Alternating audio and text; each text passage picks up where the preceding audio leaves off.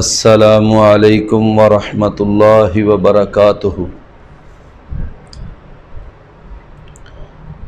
ان الحمد للہ والصلاة والسلام علی رسول اللہ صلی اللہ علیہ وآلہ وسلم۔ اما بعد فأعوذ باللہ السمیع العلیم من الشیطان الرجیم من ہمزہ ونفخہ ونفثہ۔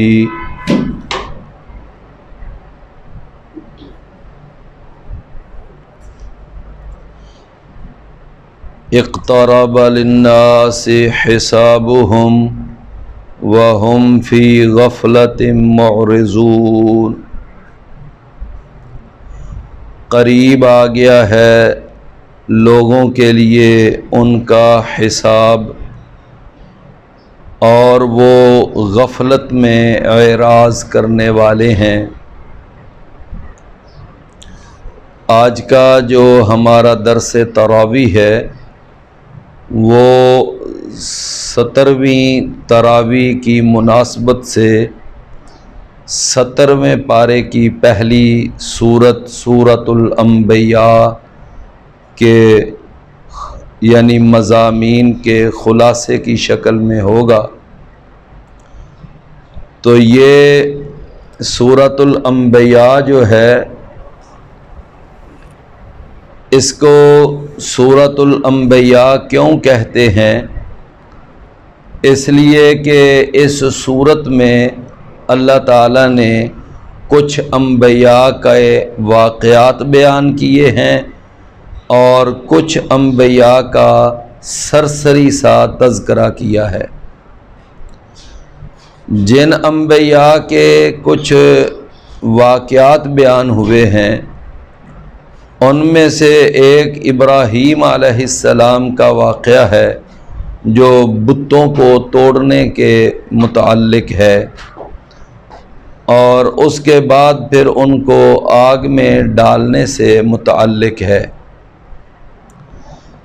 دوسرا واقعہ جناب داؤد علیہ السلام اور جناب سلیمان علیہ السلام سے متعلق ہے کہ جن کے پاس بکریوں کا ایک کیس آیا تھا، جو بکریاں ایک کھیتی میں چرنے لگ گئی تھیں اور انہوں نے وہ کھیتی خراب کر دی۔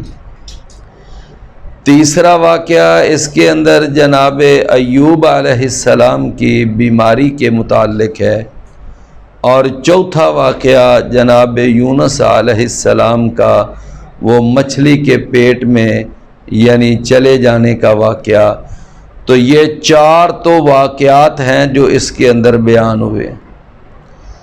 البتہ اس کے اندر کچھ سرسری سا تذکرہ جناب لوط علیہ السلام، جناب اسحاق علیہ السلام، جناب یعقوب علیہ السلام، جناب اسماعیل علیہ السلام، جناب ادریس علیہ السلام، جناب ذوالکفل اور جناب زکریا، جناب عیسیٰ علیہ السلام اور جناب یحییٰ، اور پھر کچھ تذکرہ سیدہ مریم علیہ السلام۔ تو ان کا مختصر سا تذکرہ ہوا ہے۔ البتہ واقعات ہیں جو وہ ان 5 نبیوں کے بیان ہوئے ہیں، ابراہیم علیہ السلام، داؤد علیہ السلام اور سلیمان علیہ السلام اور ایوب علیہ السلام اور یونس علیہ السلام۔ تو اس وجہ سے اس سورت کا نام ہے سورۃ الانبیاء، یعنی وہ سورت جس میں نبیوں کا تذکرہ ہے۔ تو اس سورت کے اندر یعنی اللہ تعالیٰ نے وہی مکی صورتوں والا مضمون، آخرت پر ایمان، رسولوں پر ایمان، اللہ تعالیٰ پر ایمان، تو یہ ایمانیات کا خاص طور پر اس کے اندر تذکرہ فرمایا ہے۔ تو اس کے اندر یہ ہے کہ سب سے پہلی بات تو یہ کہ ابراہیم علیہ السلام کا اس میں جو واقعہ بیان ہوا ہے، اللہ تعالیٰ نے ارشاد فرمایا کہ وہ جو قوم والے تھے نا، وہ جانے لگے اپنے کسی میلے پر، کسی عرس پر، تو انہوں نے جناب ابراہیم علیہ السلام کو بھی دعوت دی کہ آپ ہمارے ساتھ چلیں، لیکن ابراہیم علیہ السلام نے ساتھ جانے سے انکار کر دیا۔ انہوں نے کہا کہ میں نہیں جانا چاہتا۔ جب وہ گئے تو ابراہیم علیہ السلام ان کے بت خانہ میں چلے گئے اور ان کے وہاں پر جو بت پڑے ہوئے تھے ان بتوں کو پاش کرنا شروع کر دیا۔ ان کے کسی رب کا بازو توڑ دیا، کسی رب کی آنکھ پھوڑ دی، کسی ان کے رب کا کان اتار دیا، کسی کی ناک کاٹ دی۔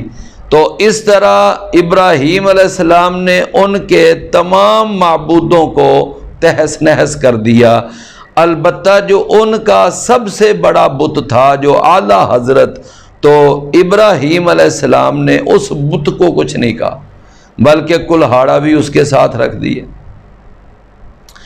قوم والے واپس آئے اور انہوں نے کہا کہ ہمارے معبودوں کے ساتھ، ہمارے یعنی مشکل کشاؤں کے ساتھ یہ کس نے حشر کیا؟ پھر خود ہی فوراً جواب دیتے ہیں کہ اس علاقے میں ایک ہی تو ہے جو ہمارے ان بتوں کا گستاخ رہتا ہے، اور اس کا نام ابراہیم ہے۔ ابراہیم علیہ السلام کے پاس آئے، پوچھا کہ کیا تو نے یہ ہمارے بتوں کا حشر کیا ہے؟ تو ابراہیم علیہ السلام نے بڑی دانائی والا جواب دیا، کہتے ہیں بل فعلہ کبیرہم، کہ ان بتوں میں سے جو سب سے بڑا بت تھا اس نے یہ کام کیا ہے۔ اور اس نے کیوں کیا ہے؟ اس لیے کہ وہ پسند نہیں کرتا تھا کہ میرے ساتھ دوسروں کی عبادت کی جائے۔ جب میں جو اکیلا کافی ہوں تو پھر میرے ساتھ ان دوسروں کو کیوں پوجا جاتا ہے؟ تو اس وجہ سے حسد میں آ کر اس بڑے بت نے یہ کام کیا۔ انہوں نے کہا کہ آپ جو ہے نا یہ بات ہماری بات کو غلط انداز میں لے رہے ہیں، بھلا ایسے کیسے ہو سکتا ہے؟ ابراہیم علیہ السلام جب اس بت خانے میں گئے تو وہاں پر انہوں نے دیکھا کہ انواع و اقسام کے کھانے پڑے ہوئے ہیں جو انہوں نے اپنے بتوں کے نام کی نظر و نیاز وہاں رکھی ہوئی تھی۔ تو ابراہیم علیہ السلام جا کر پوچھتے ہیں کہ ما لکم لا تاکلون، تمہیں کیا ہے، کھاتے کیوں نہیں ہو تم؟ اب انہوں نے کیا کھانا تھا؟ تو ابراہیم علیہ السلام نے پھر اس اپنی قوم کو جھنجھوڑنے کے لیے فرمایا کہ دیکھو یہ آپ مجھ سے پوچھ رہے ہو کہ تمہارے ساتھ یہ ہمارے بتوں کے ساتھ یہ کس نے حشر کیا، تم اپنے بتوں سے سوال کیوں نہیں کرتے؟ ان سے پوچھو کہ تمہارے ساتھ یہ حشر کس نے کیا۔ تو اب وہ قرآن مجید میں آتا ہے ثم نکسوا علی رؤوسہم، انہوں نے اپنے سر جھکا لیے اور کہنے لگے ایک سائیڈ پر ہو کر کہ دیکھو تم گمراہ ہو، ابراہیم کی بات ٹھیک ہے، لیکن چونکہ وہ مشرک تھے، اپنے غلط موقف پر اڑے ہوئے تھے، اور انہوں نے پھر آ کر کہا کہ حرکوہ وانصروا آلہتکم، کہنے لگے کہ ابراہیم کہ تو جانتا ہے کہ یہ بات نہیں کر سکتے، جواب نہیں دے سکتے، لہٰذا ابراہیم علیہ السلام نے پھر ان پر ایک بڑا کاری وار کیا، بڑی کاری ضرب لگائی ان کے عقیدے پر۔ فرمانے لگے کہ اف لکم ولما تعبدون من دون اللہ، کہ پھر افسوس ہے تم پر بھی اور ان پر بھی جن کو تم اللہ کے سوا پوجتے ہو۔ پھر تمہیں بات سمجھ نہیں آتی کہ یہ تمہارے معبود، یہ تمہارے رب، یہ تمہارے مشکل کشا کہ جو اپنے آپ کو کسی حملہ آور کے حملے سے بچا نہیں سکتے، بھلا وہ تمہاری مشکل کشائی، حاجت روائی اور تمہاری وہ کیسے کریں گے؟ تمہیں کیا اتنی موٹی سی بات نہیں عقیدے کی سمجھ آتی؟ کہتے ہیں نا کہ یعنی نقطہ توحید سمجھ میں آ تو سکتا ہے مگر تیرے دماغ میں بت خانہ ہو تو کیا کہیے۔ یعنی یہ توحید کا سبق اتنا عام سبق ہے کہ ایک عام سی عقل رکھنے والے کو بھی یہ بات سمجھ آ جاتی، لیکن اگر کسی آدمی کے اندر ضد ہو، ہٹ درمی ہو، تو پھر اس کو کیسے یہ بات سمجھ آئے گی؟ جناب ابراہیم علیہ السلام نے جب ان کو یہ بات کہی، اب انہوں نے سمجھ گئے کہ یہ ہمارے بتوں کے ساتھ اسی نے حشر کیا ہے، لہٰذا اب وہ کیا کہتے ہیں کہ حرقوہ، ابراہیم کو جلا دو، اور جلا کر وانصروا آلہتکم، اپنے معبودوں کی مدد کرو۔ یعنی مشرک کی عقل اتنی ٹیڑھی اور اتنی غلط عقل ہے کہ اپنے معبودوں کی مدد کرو۔ معبود تو مدد کرنے والا ہوتا ہے، لیکن وہ کیا کہہ رہے ہیں؟ اپنے معبودوں کی مدد کرو۔ چنانچہ ایک بہت بڑی آگ جلائی گئی، ابراہیم علیہ السلام کو اس میں ڈالا گیا، اور ابراہیم علیہ السلام کو جب اس میں ڈالا گیا، اللہ نے آگ کو حکم دے دیا، یا نار کونی بردم و سلاما علی ابراہیم، کہ اے آگ ٹھنڈی ہو جا، سلامتی والی ہو جا ابراہیم پر۔ اگر اللہ یہ کہہ دیتا نا کہ ٹھنڈی ہو جا، تو اس آگ نے اتنا ٹھنڈا ہو جانا تھا جتنی کوئی چیز زیادہ سے زیادہ ٹھنڈی ہو سکتی ہے، لیکن آگے اللہ نے فرمایا وسلاما، سلامتی والی ہو جا۔ تو اس لیے وہ آگ جو تھی نا، وہ اس طرح کی ہوئی کہ نہ ان کو ٹھنڈ لگ رہی تھی، نہ ان کو گرمی لگ رہی تھی، یعنی ابراہیم علیہ السلام کے لیے وہ سلامتی والی۔ جب ساری آگ بجھ گئی، ابراہیم علیہ السلام کو انہوں نے جکڑ کر رسیوں کے اندر جب آگ میں ڈالا تھا، تو اب جب انہوں نے دیکھا کہ وہ ساری رسیاں جل گئیں، جل کر وہ ختم ہو گئیں، اور ابراہیم علیہ السلام کے جسم کا ایک بال تک نہیں جلا، اور ابراہیم علیہ السلام بالکل صحیح سالم مسکراتے ہوئے آگ سے باہر آ رہے۔ اب اتنا بڑا معجزہ جناب ابراہیم علیہ السلام کا دیکھ کر بھی وہ قوم ایسی ہٹ درم اور ایسی ضدی کہ اتنا بڑا معجزہ دیکھ کر بھی وہ لوگ مسلمان نہیں ہوئے، انہوں نے کلمہ نہیں پڑھا۔ اب یہ صرف 3 لوگ ہی تھے، ایک اس وقت کلمہ پڑھا بھی تو جناب لوط علیہ السلام نے، جو ابراہیم علیہ السلام کے بھتیجے تھے۔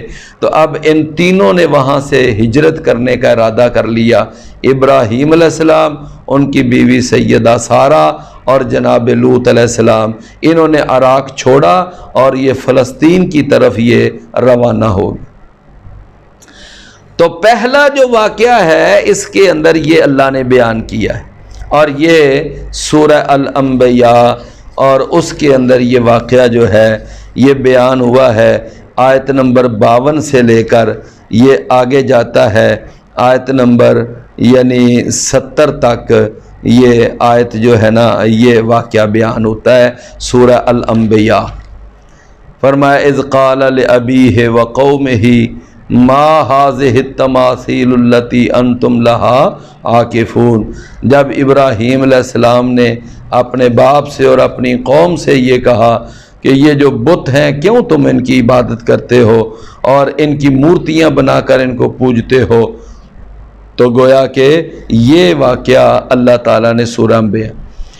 دوسرا واقعہ اس کے اندر جو بیان ہوا ہے وہ سورہ الانبیاء کے اندر وہ جناب سلیمان اور جناب داؤد علیہ السلام کا واقعہ ہوا۔ اس طرح کہ ایک آدمی تھا، اس کی بکریاں تھیں، اور بکریاں ایک کھیتی میں چلی گئیں، اور وہ کھیتی کسی دوسرے آدمی کی تھی۔ ان بکریوں نے جا کر اس کھیتی کا بہت برا حال کیا، ساری کھیتی تباہ کر دی اور برباد کر دی۔ تو وہ کھیتی کا مالک اب مقدمہ لے کر جناب داؤد علیہ السلام کے پاس آیا، سلیمان علیہ السلام کے پاس آیا، اور آ کر اس نے عرض کیا کہ دیکھیں اس فلاں آدمی کی بکریوں نے میری کھیتی کو تباہ کر دیا۔ جناب داؤد علیہ السلام نے سارا کیس سنا، تو انہوں نے کہا اچھا کتنا کو نقصان ہوا ہے کھیتی کا، تو ایک اندازہ لگایا گیا کہ اتنا نقصان۔ اچھا جی اس کی بکریوں کی کتنی مالیت ہے؟ تقریباً اتنی ہی مالیت ہے۔ تو داؤد علیہ السلام نے فیصلہ دے دیا کہ یہ کھیتی والے کو اس کی بکریاں دے دی جائیں تاکہ اس کا نقصان پورا ہو جائے۔ اب جب یہ فیصلہ تو ہو گیا، جناب سلیمان علیہ السلام کہنے لگے ابا جی ایک اور بھی فیصلہ ہو سکتا ہے اگر آپ اجازت دیں تو انہوں نے کہا ہاں بیٹا بتاؤ۔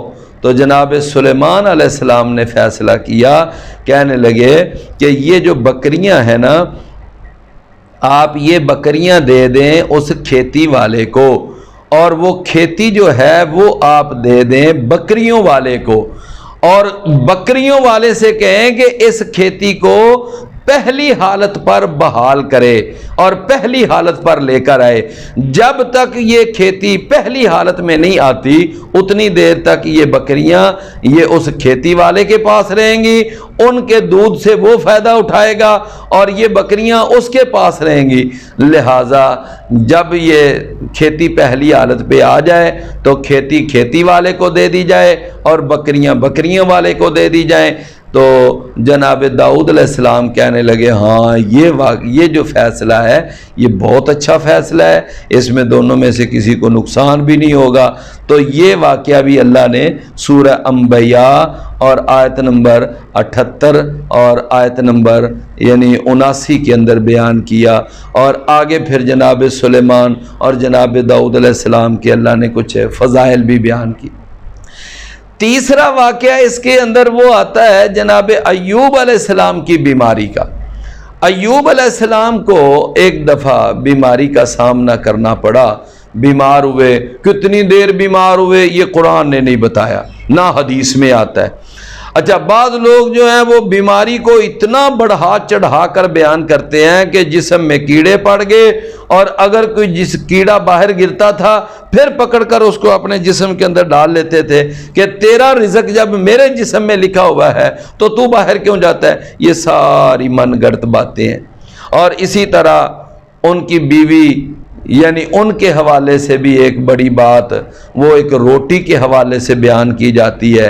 شیطان ان کے پاس روٹی لے کر آیا تو انہوں نے اپنے خامد کی محبت میں پھر شیطان نے کہا کہ اپنے سر کے کچھ بال میں کاٹوں گا پھر روٹی دوں گا۔ تو اس طرح کے یہ ساری اسرائیلی روایتیں ہیں، ان کی کوئی حقیقت نہیں، کوئی سند نہیں، بس اتنی سی بات ہے کہ جناب ایوب علیہ السلام کو بیماری کا سامنا ہوا اور بہت بیماری انہوں نے برداشت کی۔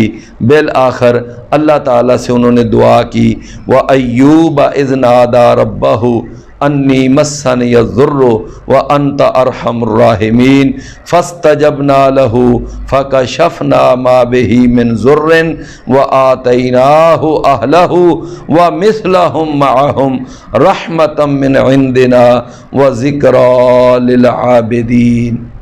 تو یہ جو ہے اللہ تعالیٰ نے سورہ الانبیاء اور اس کی 80 نمبر اور اس کی جو آیت نمبر ہے نا 83 اور 84 اس کے اندر یہ ایوب علیہ السلام کا واقعہ بیان کیا۔ چوتھا اس کے اندر جو واقعہ بیان ہوا ہے وہ جناب یونس علیہ السلام کا۔ یونس علیہ السلام کو اللہ تعالیٰ نے نینوا ایک علاقہ تھا، بستی تھی، اور وہاں کی آبادی وہ 1.5 لاکھ سے زیادہ تھی، بہت بڑی آبادی والا علاقہ تھا۔ تو آج سے یہ کب کی صدیوں پہلے بات ہے، تو اس وقت جناب یونس علیہ السلام کے علاقے کی آبادی 1.5 لاکھ، اللہ نے ان کی طرف ان کو نبی رسول بنا کر بھیجا۔ جناب یونس علیہ السلام گئے، وہاں ان کو اللہ کا پیغام پہنچایا، اللہ کی توحید کی دعوت دی۔ اب قوم والوں نے ان کی دعوت کو تسلیم نہ کیا، تو اس کے بعد یونس علیہ السلام جو تھے انہوں نے چونکہ پہلے انبیاء کے واقعات ان کو معلوم تھے، اور اللہ اپنے سے نبی سے جو پہلے انبیاء ہوتے ہیں ان کے واقعات اللہ ہر نبی کو بتاتا ہے، تو یونس علیہ السلام کو بھی اللہ نے پہلے انبیاء کے واقعات بتائے۔ تو یونس علیہ السلام جو ہیں اب انہوں نے پہلے انبیاء کے واقعات کی روشنی میں ان کو جب دعوت دی، ان کو پیغام پہنچایا، وہ نہ مانے، تو ان کو یہ دھمکی دے کر آگے کہ اچھا اب ٹھیک 3 دن کے بعد تمہارے اوپر اللہ کا عذاب آئے، اور یہ کہہ کر انہوں نے بستی چھوڑی اور وہاں سے چلے گئے۔ حالانکہ یونس علیہ السلام کو اللہ تعالیٰ کی طرف سے ابھی بستی چھوڑنے کا حکم نہیں تھا کہ آپ بستی چھوڑ دیں، اپنے طور پر ہی انہوں نے وہ بات ان کو بتا کے، پیغام پہنچا کے، اور ان کو 3 دن کے بعد عذاب کی دھمکی دے کے علاقہ چھوڑا اور چل دیے۔ اللہ تعالیٰ کو اس بات پر جناب یونس علیہ السلام پر غصہ آیا کہ میں نے ابھی آپ کو حکم نہیں دیا اور آپ میرے حکم سے پہلے ہی علاقہ چھوڑ کے جا رہے ہیں۔ آپ دیکھیں نا، جناب رسول اللہ صلی اللہ علیہ وسلم مکہ میں تھے اور باقی آپ صحابہ کو اجازت دے رہے ہیں کہ آپ چلے جائیں مدینہ کی طرف ہجرت کر کے، لیکن خود نہیں جا رہے۔ کیوں؟ اس لیے کہ اللہ کے حکم کا انتظار کر رہے تھے۔ تو نبی جب تک اللہ کی طرف سے یعنی ٹرانسفر کا آرڈر نہ ہو تو اللہ کا نبی وہ علاقہ چھوڑ کر کسی اور علاقے میں نہیں جاتا۔ تو جناب یونس علیہ السلام کو بھی ابھی یعنی وہ ٹرانسفر کے آرڈر نہیں آئے تھے اللہ کی طرف سے، اپنے طور پر یہ علاقہ چھوڑا چلے گئے۔ اللہ تعالیٰ نے یعنی پھر ان پر غصہ کیا، اور یہ جب یونس علیہ السلام گئے، ان کو اپنی قوم پر غصہ تھا، تو اللہ تعالیٰ نے جب کشتی میں جا کر بیٹھے تو اب کشتی ہچکولے کھانے لگی، بمر میں پھنس گئی۔ اب اس وقت کا یہ اصول ہوتا تھا کہ لوگ کہتے تھے اگر کوئی بھاگا ہوا غلام آ کر کشتی میں بیٹھے نا تو طوفان آتے ہیں اور کشتیاں ہچکولے کھاتی ہیں۔ انہوں نے کہا کون ہے جو بھاگا ہوا غلام ہے؟ تو جناب یونس علیہ السلام خاموش ہو گئے، بات سمجھ نہ آئی۔ تو انہوں نے کہا کہ قرآن ڈالو۔ ایک دفعہ قرآن ڈالا، یونس علیہ السلام کا نام نکلا، پھر قرآن ڈالا، یونس علیہ السلام کا نام، پھر قرآن ڈالا، یونس علیہ السلام کا نام۔ تو اس وقت یہ طے پایا جب تک کشتی میں سے کوئی آدمی قربانی نہ دے اور وہ کشتی سے چھلانگ نہ لگائے، باقی سارے کشتی والوں کی زندگی جو ہے نا وہ خطرے میں۔ لہٰذا اب کون چھلانگ لگائے؟ اب اس کے لیے قرآن ڈالا گیا۔ ہر بار جناب یونس علیہ السلام کا نام آیا تو بات بھی سمجھ آ گئی کہ میں اللہ کا غلام ہوں اور اللہ کی اجازت کے بغیر میں وہاں سے بھاگ کر آیا ہوں، لہٰذا انہوں نے وہاں پر چھلانگ لگا دی۔ اللہ نے ایک مچھلی کو حکم دیا، جاؤ جا کر میرے پیغمبر جناب یونس کو اپنے پیٹ کے اندر محفوظ کر لو۔ اب کتنی دیر وہ پیٹ کے اندر رہے یہ اللہ نے نہیں بتایا۔ بہرحال انہوں نے مچھلی کے پیٹ کے اندر، جب وہ کئی اندھیروں میں تھے، ایک وہ یعنی کہ سمندروں کے تہ کا اندھیرا، پھر مچھلی کا کہ پیٹ کا اندھیرا، اور کئی اندھیروں میں پھر انہوں نے اللہ تعالیٰ کو یعنی پکارا، وَنَادَا فِي الظُّلُمَاتِ، انہوں نے کئی اندھیروں میں اللہ تعالیٰ کو آواز دی، فرمایا اے میرے پروردگار میں نے گناہ کیا ہے، میں نے تیری نافرمانی کی ہے، لا الہ الا انت سبحانک انی کنت من الظالمین، جس کو آیت کریمہ کہا جاتا ہے۔ تو انہوں نے اللہ تعالیٰ کی تسبیح بیان کی، اپنے گناہ کی معافی مانگی، استغفار کیا، توبہ کی، اللہ تعالیٰ نے پھر ان کی توبہ قبول کر لی۔ فرمایا اگر جناب یونس وہ مچھلی کے پیٹ میں وہ اللہ کی تسبیح بیان نہ کرتے تو قیامت تک اللہ ان کو مچھلی کے پیٹ میں ہی بند رکھتا۔ تو اللہ تعالیٰ سے کی تسبیح بیان کی، وہ باہر نکال دیا مچھلی نے، کنارے پہ جا کر باہر کنارے پہ پھینک دیا جناب یونس علیہ السلام کو۔ تو یہ واقعہ بھی اللہ تعالیٰ نے سورہ انبیاء کے اندر، تو یہ 4 واقعات بیان ہوئے ہیں، ابراہیم علیہ السلام کا واقعہ اور داؤد اور جناب سلیمان علیہ السلام کا واقعہ اور ایوب علیہ السلام کا اور یونس علیہ السلام۔ اس صورت کے اندر میں نے جیسا کہ پہلے عرض کیا وہ باقی کچھ انبیاء ہیں، ان کا سرسری سا تذکرہ ہے، یعنی مفصل جو واقعات ہیں وہ ان کی۔ تو سب سے پہلی آیت اس کے اندر یہ ہے کہ اللہ تعالیٰ نے فرمایا اقترب للناس حسابہم لوگوں کے لیے ان کا حساب قریب آ چکا ہے، وَهُمْ فِي غَفْلَةٍ مُعْرِضُونَ اور وہ غفلت میں اعراض کرنے والے ہیں، یعنی قیامت قریب آ گئی ہے، حساب قریب آ گیا ہے۔ عرب کے اندر یہ ایک ماحول تھا کہ جو بات یقینی ہوتی تھی نا اس کو ماضی کے صیغے سے بیان کیا کرتے تھے، تو قیامت کا آنا چونکہ یقینی ہے اللہ نے اس لیے اس کو ماضی کے صیغے سے کہ قریب آ گیا لوگوں کے لیے ان کا حساب، تو یہ اللہ تعالیٰ نے اس لیے سورہ القمر کے اندر بھی اللہ نے فرمایا اقتربت الساعۃ وانشق القمر کہ قیامت قریب آ گئی ہے، سورج پھٹ گیا ہے۔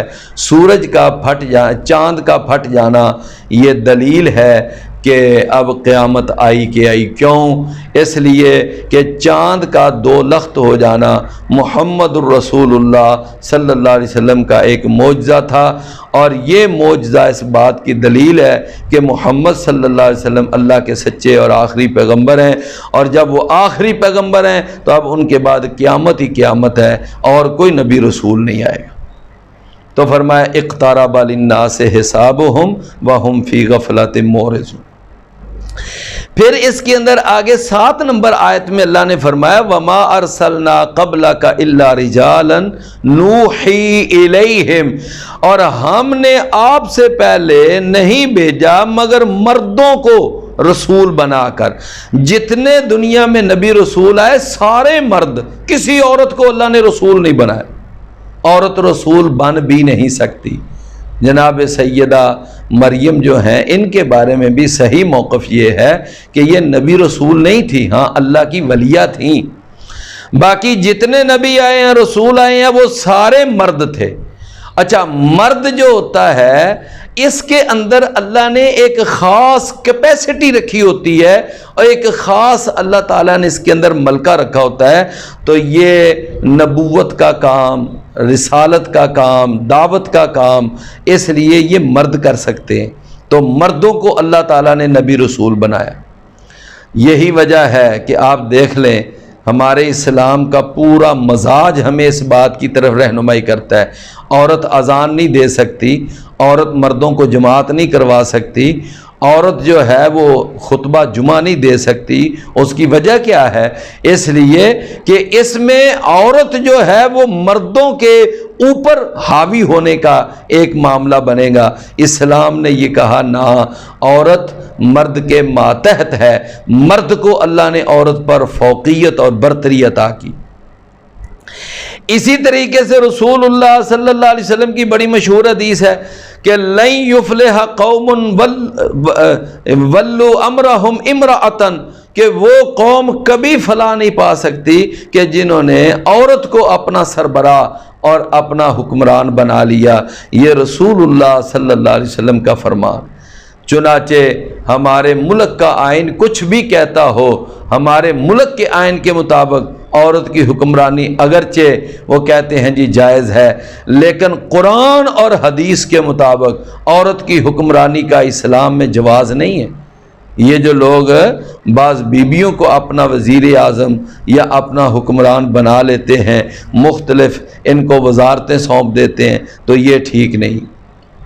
تو فرمایا وما ارسلنا قبلک الا رجالا نوحی الیہم، تو عورت جو ہے وہ حکمران نہیں بن سکتی، عورت نبی رسول بھی نہیں بن سکتی۔ بعض ہمارے ہاں عورتیں وہ مردوں کے ساتھ مساوات کا بڑا ڈنڈورا پیٹتی ہیں کہ جی ہمارے حقوق مردوں کے مساوی کیوں نہیں۔ عورتوں کے حقوق مردوں کے مساوی ہو بھی نہیں سکتے، اس لیے کہ اللہ تعالیٰ نے قرآن مجید میں فرمایا الرجال قوامون علی النساء وللرجال علیہن درجہ، کہ مردوں کو اللہ تعالیٰ نے عورتوں کے اوپر فضیلت دی۔ تو لہٰذا ہمیں اس بات کو سمجھ لینا چاہیے، عورتوں کو یہ مساوات اور برابری کے حقوق کے نعرے ترک کر کے اسلام کے بہترین اصول کو مان لینا چاہیے۔ مرد کا ایک اپنا میدان ہے، عورت کا اپنا میدان ہے، مرد اپنے میدان میں رہ کے کام کرے، عورت اپنے میدان میں رہ کر کام۔ اس کے اندر آگے جا کر ایک بڑی مشہور آیت ہے، فرمایا وما ارسلنا من قبلک من رسول الا نوحی الیہ انہ لا الہ الا انا فاعبدون۔ قرآن مجید میں اللہ نے کتنی آیتوں کے اندر یہ سب ایک اجمالی سا بیان کیا کہ ہم نے ہر نبی رسول کسی امت میں بھی بھیجا اور اس کو یہی دعوت دے کر بھیجا کہ تم نے جا کر یہ کہنا ہے کہ اللہ کی عبادت کرو اور غیر اللہ کی عبادت نہ کرو۔ تو یہی بات اللہ تعالیٰ نے قرآن مجید میں اور بھی کہی، تو یہ بات اللہ نے یہاں پر بھی بیان کی۔ فرمایا وما ارسلنا من قبلک من رسول، ہم نے آپ سے پہلے کسی نبی رسول کو نہیں بھیجا مگر ہم نے اس کی طرف وحی کی کہ اللہ کے سوا کوئی معبود نہیں، میری ہی تم عبادت کرو۔ اب اللہ کے سوا کوئی معبود نہیں، معبود کا معنی کیا ہے؟ حاجت روا، مشکل کشا، مطلب یہ کہ اللہ کے سوا کوئی حاجت روا نہیں، کوئی مشکل کشا نہیں، کوئی عالم الغیب نہیں، کوئی مختار کل نہیں، کوئی داتا اور گنج بخش نہیں، کوئی غریب نواز اور کوئی بندہ پرور نہیں، کوئی دستگیر اور کوئی غوث اعظم نہیں۔ یہ سارے اختیارات صرف ایک اللہ کے پاس ہیں، اللہ کے پاس یہ سارے اختیارات کسی کے پاس نہیں۔ تو گویا اللہ کے سوا کوئی معبود نہیں۔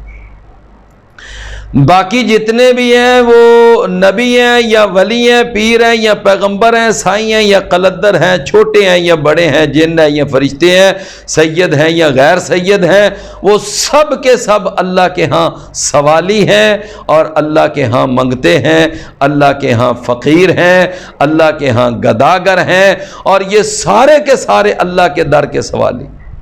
تو اللہ تعالیٰ جو ہے وہ ساری کائنات کا داتا ہے، ساری کائنات کا گنج بخش ہے، ساری کائنات کا حاجت روا مشکل کشا ہے، ساری کائنات کا دستگیر اور غوث ہے۔ تو یہ ہے اس آیت کا مطلب۔ تو اس کا مطلب یہ ہے کہ اللہ کے سوا کسی اور کو حاجت روا مشکل کشا مختار کل کرنی بھرنی والا نفع نقصان کا مالک سمجھنا یہ بہت بڑا شرک ہے، اور اس شرک سے ہمیں بچنا چاہیے۔ آپ دیکھ لیں کہ ہمارے ہاں ایک نعت پڑھی جاتی ہے کہ سارے نبی تیرے در کے سوالی، شاہ مدینہ شاہ مدینہ، اور بعض لوگ یہ کہتے ہیں کہ کالی کملی والے کی تو بات ہی نرالی ہے، ایک دینے والا ہے سارا جگ ہی سوالی ہے۔ حالانکہ یہ دونوں جو قوالیاں ہیں نعتیں ہیں غلط ہیں۔ بعض لوگ نام تو نعت کا لیتے ہیں اور اس نعت کے اندر بہت زیادہ شرک پھیلایا جاتا ہے، نام قوالی کا لیا جاتا ہے اور قوالی کے اندر تھوک کے حساب سے شرک پھیلایا جاتا ہے۔ تو یہ دونوں چیزیں جو ہیں نا ان کو ذرا سوچ سمجھ کر دیکھنا چاہیے۔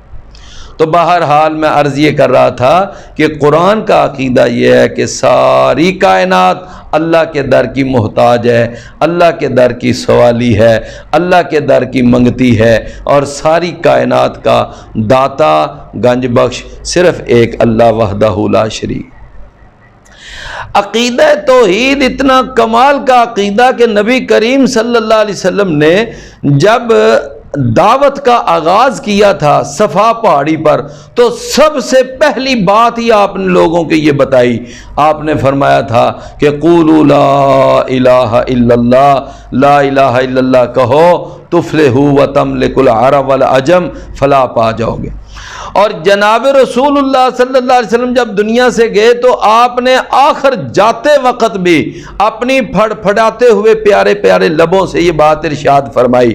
آپ نے فرمایا لعن اللہ الیہود والنصارى اتخذوا قبور انبیائہم مساجدا، اللہ کی لعنت ہو یہودیوں اور عیسائیوں پر کہ انہوں نے اپنے نبیوں کی وہ توحید والی تعلیمات کو چھوڑ کر ان کی قبروں کے اوپر سجدے شروع کر دیے، پوجا پاٹ شروع کر دی، غیر اللہ کی نظر و نیاز شروع کر دی، غیر اللہ کے نام کے چڑھاوے شروع کر دیے، اور انہوں نے اپنے نبیوں اور رسولوں کی قبروں کے اوپر عرس اور میلے لگانے شروع کر دیے۔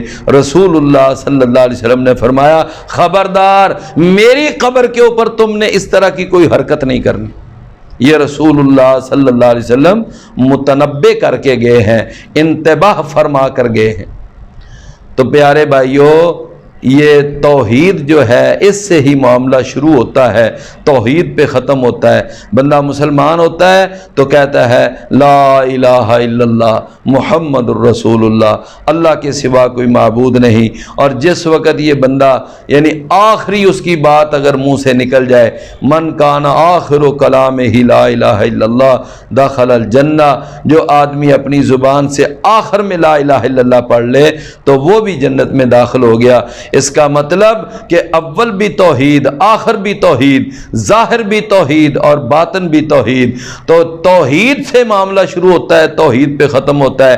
کائنات کا آغاز ہوا عقیدہ توحید سے، شرک بعد میں آیا تھا جناب نوح علیہ السلام کی قوم میں، اور اس توحید پر ہی اس کائنات کا خاتمہ ہوگا۔ نبی صلی اللہ علیہ وسلم نے فرمایا جب تک دنیا کے اندر کوئی ایک بھی توحید والا زندہ ہے اس وقت تک یہ کائنات کا نظام جاری و ساری ہے۔ جب سارے توحید والے چلے جائیں گے فرمایا کہ اس وقت پھر یہ آسمان دھڑام سے گر جائے گا، زمین پھٹ جائے گی، سورج چاند ستارے بے نور ہو جائیں گے اور قیامت برپا ہو جائے گی۔ اللہ تعالیٰ کو توحید کے بغیر اس نظام ہستی کو چلانا گوارا ہی نہیں۔ تو لہٰذا ہمیں عقیدہ توحید کے اوپر بہت زیادہ توجہ دینی چاہیے۔ جس آدمی کی موت عقیدہ توحید پر آ گئی اس آدمی کے لیے جنت پکی ہے، اور جس کی موت عقیدہ شرک پر آئی اس کے لیے جنت حرام ہے، جہنم واجب ہے۔ لہٰذا یہ توحید کے عقیدے کو اچھی طرح سمجھنا چاہیے۔ اس کے اندر پھر آگے اللہ تعالیٰ نے اور بھی کئی آیتیں بیان فرمائی ہیں، اور ان کے اندر ایک اس کے اندر آیت جو ہے وہ یہ آتی ہے، بڑی مشہور آیت ہے۔ فرمایا انکم وما تعبدون من دون اللہ حسب جہنم انتم لہا واردون، کہ تم اور جن کو تم اللہ کے سوا پوجتے ہو یہ جہنم کا ایندھن ہے۔ جب یہ آیت نازل ہوئی تو اس وقت کئی لوگ جو تھے نا وہ اس بات پہ مشرکین مکہ بڑے سیخ پا ہوئے، کہنے لگے اچھا اس کا مطلب یہ ہوا کہ ہمارا لات منات عزا حبل وغیرہ یہ جو 360 یہ جہنم میں جائیں گے۔ تو اس وقت ان کو بڑی تکلیف ہوئی، تو اللہ تعالیٰ نے یعنی پھر یہ جب آیت اتاری لو کان ہؤلاء آلہۃ ما وردوہا، کہ اگر یہ معبود ہوتے تو پھر یہ اس جہنم کی آگ میں کیوں ڈالے جاتے۔ جب یہ آیت نازل ہوئی تو مشرکین مکہ میں سے ایک آدمی تھا عبداللہ بن زبعرہ اس کا نام تھا، تو وہ کہنے لگا مجھے ذرا بات کرنے دو محمد صلی اللہ علیہ وسلم۔ آیا، آ کر کہنے لگا اچھا ہے محمد تم کہتے ہو کہ اللہ کے سوا جس کی بھی عبادت ہوتی ہے وہ جہنم میں جائے گا۔ اچھا قرآن میں آتا ہے نا کہ یہودی عزیر علیہ السلام کو پوجتے ہیں، ان کو اللہ کا بیٹا بناتے ہیں، عیسائیوں نے عیسیٰ علیہ السلام کی عبادت کی، ان کو پوجا، عیسائی عیسیٰ علیہ السلام کو اپنا معبود سمجھتے ہیں، اور اسی طرح یہ بنو تمیم قبیلہ جو ہے یہ فرشتوں کو اللہ کی بیٹیاں مانتا ہے۔ تو آپ یہ بتائیں کہ اس کا مطلب یہ ہوا کہ یہ عیسیٰ علیہ السلام بھی جہنم میں جائیں گے اور عزیر بھی جہنم میں جائیں گے، فرشتے بھی؟ اگر یہ جہنم میں جائیں گے تو ہمارے معبود بھی چلے جائیں گے تو کیا ہو جائے گا؟ یہ بات رسول اللہ صلی اللہ علیہ وسلم اس کی بے وقوفی والی بات سن کر خاموش ہو گئے۔ اس نے شور ڈالنا شروع کر دیا، دیکھا ہم جیت گئے، محمد صلی اللہ علیہ وسلم کو جواب نہیں آیا، وہ ہار گیا۔ تو اللہ تعالیٰ نے پھر یہ آیت اتاری ان الذین سبقت لہم من الحسنی، بے شک وہ لوگ کہ جن کے لیے ہماری طرف سے اچھائی سبقت لے گئی ہے، اولئک عنہا مبعدون، تو یہ لوگ جو ہیں یہ اس جہنم سے دور رکھے جائیں گے۔ جناب عیسیٰ علیہ السلام، جناب عزیر علیہ السلام اور اسی طرح محمد کریم صلی اللہ علیہ وسلم، یعنی ان کو تو لوگوں نے اپنے طور پر پوجنا شروع کر دیا، انہوں نے تو نہیں کہا تھا کہ ہماری پوجا کی جائے۔ تو بہرحال فرمایا ان کو جہنم سے دور رکھا جائے گا کہ لا یسمعون حسیسا، وہ تو جہنم کی آہٹ بھی محسوس نہیں کریں گے، اللہ ان کو جہنم سے بچائے گا۔ اور اس میں وہ مشہور آیت ہے وما ارسلناک الا رحمۃ للعالمین، اور نہیں ہم نے بھیجا مگر آپ کو سارے جہانوں کی رحمت بنا کر۔